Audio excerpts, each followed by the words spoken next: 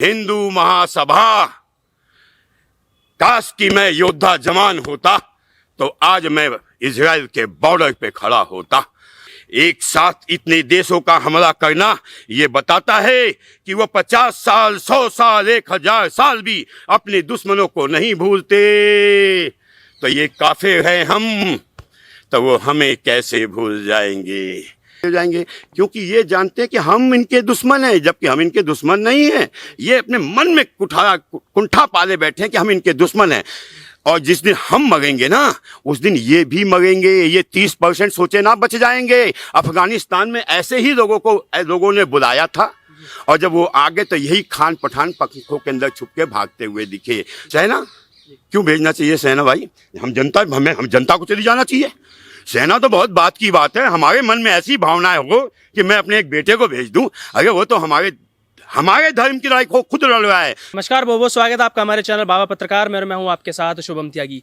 फिलिस्तीन के आतंकी संगठन हमास के इजराइल पर हमले के बाद से पूरे भारत देश में आई स्टैंड विद इजराइल के समर्थन में लोग सामने आने लगे। अब इस पूरे मामले पर अखिल भारतीय हिंदू महासभा के राष्ट्र प्रवक्ता हमारे साथ मदन लाल जी जुड़ चुके हैं। ये इस पूरे मामले पर उनकी राय जानते हैं। सर, पहले तो बहुत बहुत स्वागत है आपका हमारे चैनल पे। इजराइल और भारत नहीं, संसार और इजराइल, क्योंकि आज दो प्रवृत्तियों के बीच में युद्ध हो रहा है। ये परेशानी केवल इजराइल की नहीं है। उनकी गलती क्या थी? पूरे एक महाद्वीप के वो बादशाह होते थे, उनकी सल्तनत होती थी। उन्होंने कुछ शांति समुदाय के लोगों को अपने घर में पनाह दिया। 56 देश की उत्पत्ति हो गई। आज वो अपने वजूद के लिए संघर्ष कर रहे हैं। ये संघर्ष कल आज उनके दरवाजे पे खड़ा है। कल मेरे होगा, परसों अमेरिका के होगा, जापान के होगा, इंग्लैंड के होगा। मैं इन सभी सरकारों से कहता हूं, एक वो जानवर होता है ना, क्या बोलते हैं, आंख बंद करके बैठ जाता है बिजली के आने पे, कबूतर मत बनो। ये सब एक साथ उड़ के युद्ध करो, युद्ध करो, युद्ध करो। आज शांति की परिभाषा समाप्त हो चुकी है। शिव का तांडव नृत्य जारी है।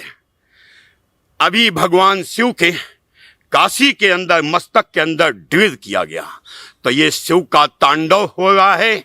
और विनाश काले विपरीत बुद्धि, विनाश काले विपरीत बुद्धि, ये शैतानी ताकतें उभर के सामने आ रही हैं। अब इनका सर्वनाश सुनिश्चित है।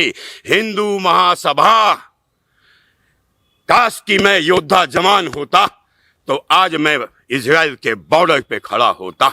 अरे हिंदुओं, हिंदुस्तानियों, तुम सब अपने घर में उस युद्ध का आगाज नहीं देखना चाहते तो इजराइल के साथ खड़े हो जाओ।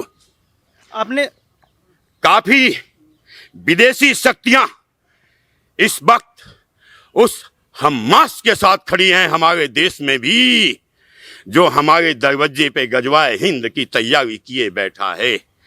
एक साथ इतने देशों का हमला करना ये बताता है कि वो 50 साल, 100 साल, 1000 साल भी अपने दुश्मनों को नहीं भूलते।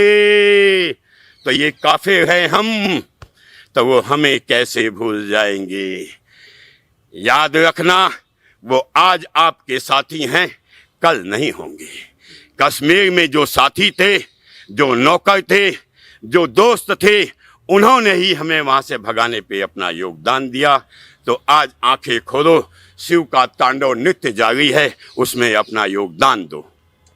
सर, मैं एक सवाल जानना चाहूँगा, सवाल का आपसे जवाब जानना चाहूँगा कि AMU अलीगढ़ मुस्लिम यूनिवर्सिटी जो है, उसके जो छात्र हैं वो खुल के फिलिस्तीन के हमास के समर्थन में आके प्रोटेस्ट कर रहे हैं, सड़कों पर उतर रहे हैं कि एक विशेष धर्म के लोगों को टारगेट किया जा रहा है, और PM मोदी के बयान का भी उस पर वो खिलाफ है। इस पर आप क्या कहना चाहेंगे? देश के अंदर दो प्रवृत्तियों का युद्ध सदैव से चलता रहा।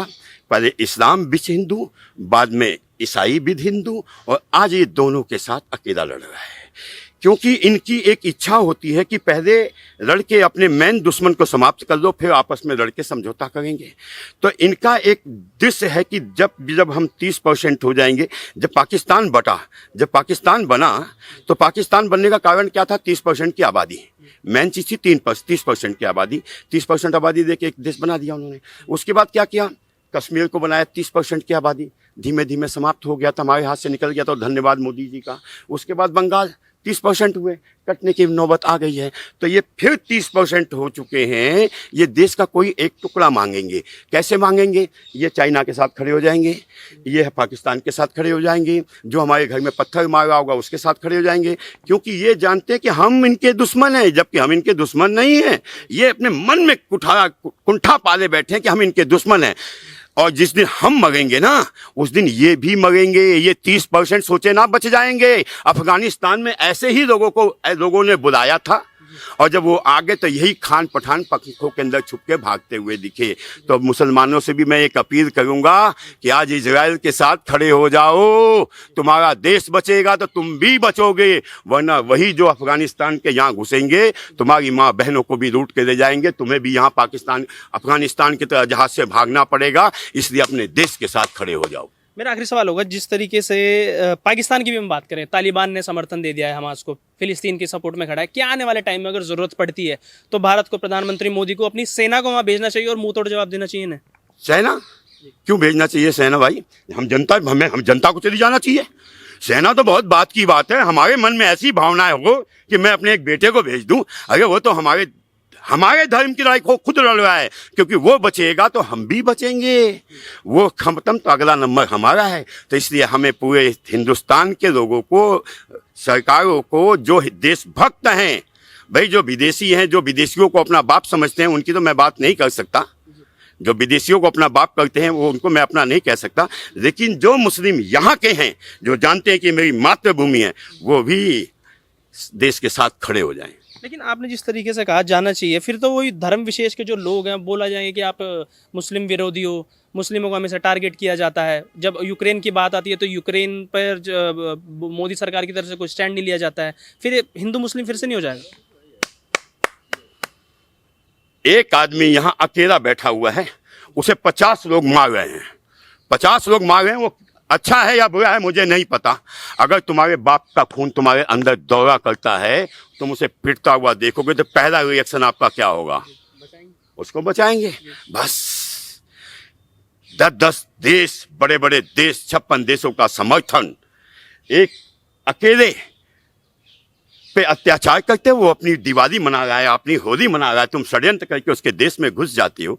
अगर ये इंसानियत है, ये मानवता है, तो भाई आज तो उसे, सरकार को तो समर्थन देना चाहिए। अपनी एयरफोर्स भेजे, फौज भेजे, जनता भेजे, धन भेजे, अनाज भेजे, जो भेज सकता है वो भेजे। और भारत नहीं, चाइना भी, अमेरिका भी, इंग्लैंड भी, जापान भी, क्योंकि इन देशों में भी 30% की आबादी पहुंचने वाली है।